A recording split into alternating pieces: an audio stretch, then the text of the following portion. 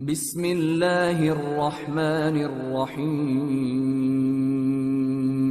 شروع اللہ کا نام لے کر جو بڑا مہربان نہایت رحم والا ہے۔ جو مخلوق آسمانوں اور زمین میں ہے اللہ کی تسبیح کرتی ہے اور وہ غالب ہے، حکمت والا ہے۔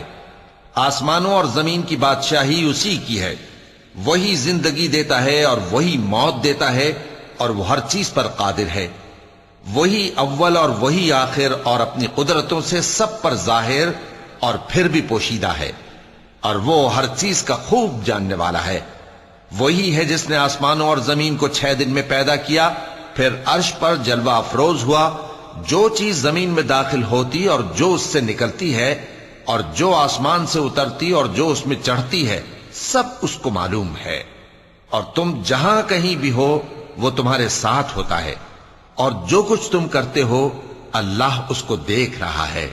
آسمانوں اور زمین کی بادشاہی اسی کی ہے، اور سب معاملات اسی کی طرف رجوع ہوتے ہیں۔ وہی رات کو دن میں داخل کرتا اور دن کو رات میں داخل کرتا ہے، اور وہ دلوں کے بھیدوں تک سے واقف ہے۔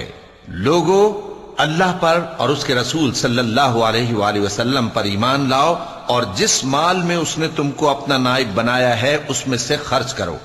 اب جو لوگ تم میں سے ایمان لائے اور مال خرچ کرتے رہے ان کے لیے بڑا ثواب ہے۔ اور تم کیسے لوگ ہو کہ اللہ پر ایمان نہیں لاتے، حالانکہ اس کے پیغمبر صلی اللہ علیہ وآلہ وسلم تمہیں بلا رہے ہیں کہ اپنے پروردگار پر ایمان لاؤ، اور اگر تم کو یقین ہو تو وہ تم سے اس کا عہد بھی لے چکا ہے۔ وہی تو ہے جو اپنے بندے پر واضح آیتیں نازل فرماتا ہے تاکہ تم کو اندھیروں سے نکال کر روشنی میں لائے۔ بے شک اللہ تم پر نہایت شفقت کرنے والا ہے، مہربان ہے۔ اور تم کو کیا ہوا ہے کہ اللہ کے رستے میں خرچ نہیں کرتے، حالانکہ آسمانوں اور زمین کی وراثت اللہ ہی کی ہے۔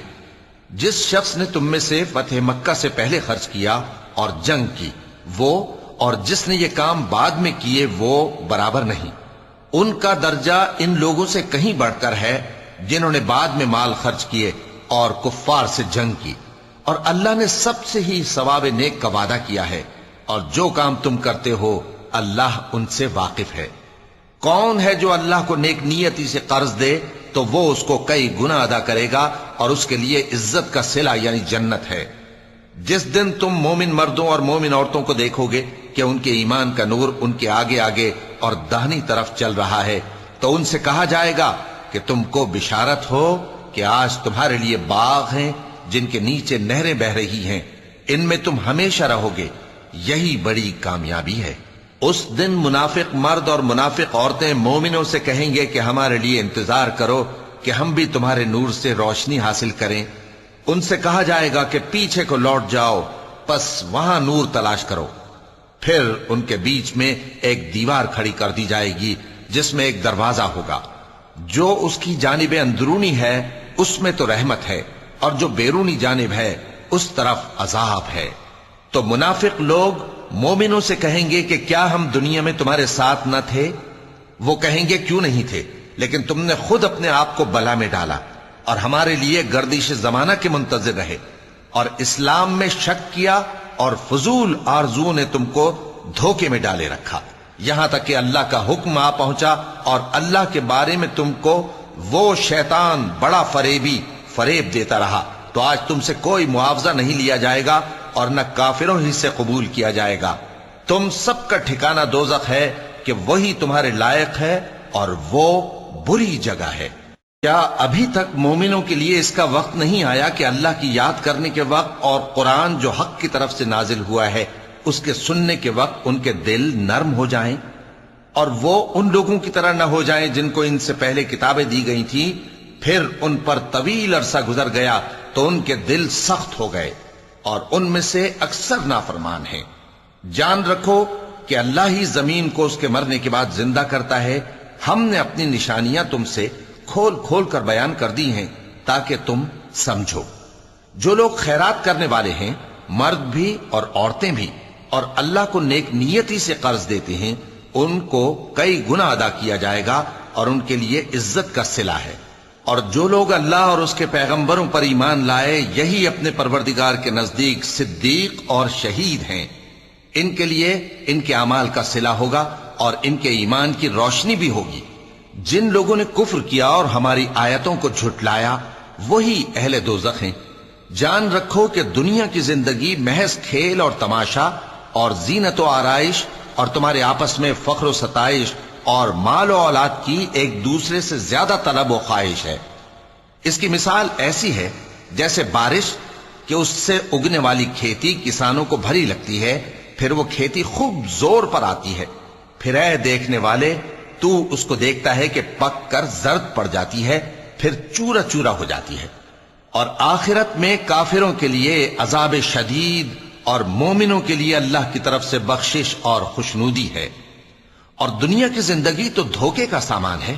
بندو اپنے پروردگار کی بخشش کی طرف اور جنت کی طرف لپکو جس کا عرض آسمان اور زمین کے عرض کا سا ہے، اور وہ ان لوگوں کے لیے تیار کی گئی ہے جو اللہ پر اور اس کے پیغمبروں پر ایمان لائے ہیں۔ یہ اللہ کا فضل ہے، جسے چاہے عطا فرمائے، اور اللہ بڑے فضل کا مالک ہے۔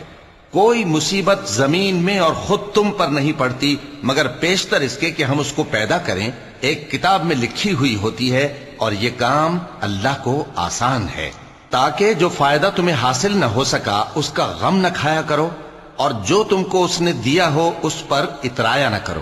اور اللہ کسی اترانے اور شیخی بگاڑنے والے کو دوست نہیں رکھتا، جو خود بھی بخل کریں اور لوگوں کو بھی بخل سکھائیں۔ اور جو شخص روگردانی کرے تو اللہ بھی بے نیاز ہے، لائق حمد و ثنا ہے۔ ہم نے اپنے پیغمبروں کو کھلی نشانیاں دے کر بھیجا اور ان پر کتابیں نازل کی اور میزان عدل، تاکہ لوگ انصاف پر قائم رہیں۔ اور لوہا پیدا کیا کہ اس میں اسلحہ جنگ کے لحاظ سے زور بھی بہت ہے اور لوگوں کے لیے فائدے بھی ہیں، اور اس لیے کہ جو لوگ بن دیکھے اللہ اور اس کے پیغمبروں کی مدد کرتے ہیں اللہ ان کو معلوم کرے۔ بے شک اللہ زور آور ہے، غالب ہے۔ اور ہم نے نوح اور ابراہیم کو پیغمبر بنا کر بھیجا اور ان کی اولاد میں پیغمبری اور کتاب کے سلسلے کو وقتاً فوقتاً جاری رکھا، سو بعض تو ان میں سے ہدایت پر ہیں اور اکثر ان میں سے نافرمان ہیں۔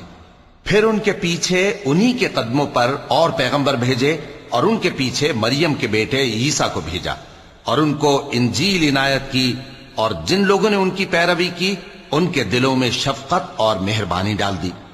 اور ترک دنیا والی نئی بات تو خود انہوں نے نکال لی، ہم نے ان کو اس کا حکم نہیں دیا تھا، مگر انہوں نے اپنے خیال میں اللہ کی خوشنودی حاصل کرنے کے لیے آپ ہی ایسا کر لیا تھا، پھر جیسا اس کو نبھانا چاہیے تھا نبھا بھی نہ سکے۔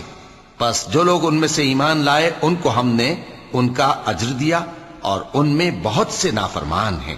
مومنو اللہ سے ڈرو اور اس کے پیغمبر پر ایمان لاؤ، وہ تمہیں اپنی رحمت سے دگنا اجر عطا فرمائے گا اور تمہارے لیے روشنی کر دے گا جس میں تم چلو گے، اور تم کو بخش دے گا، اور اللہ بخشنے والا ہے، مہربان ہے۔ یہ باتیں اس لیے بیان کی گئی ہیں کہ اہل کتاب جان لیں کہ وہ اللہ کے فضل پر کچھ بھی قدرت نہیں رکھتے، اور یہ کہ فضل اللہ ہی کے ہاتھ میں ہے، وہ جس کو چاہتا ہے دیتا ہے، اور اللہ بڑے فضل کا مالک ہے۔ صدق اللہ العظیم۔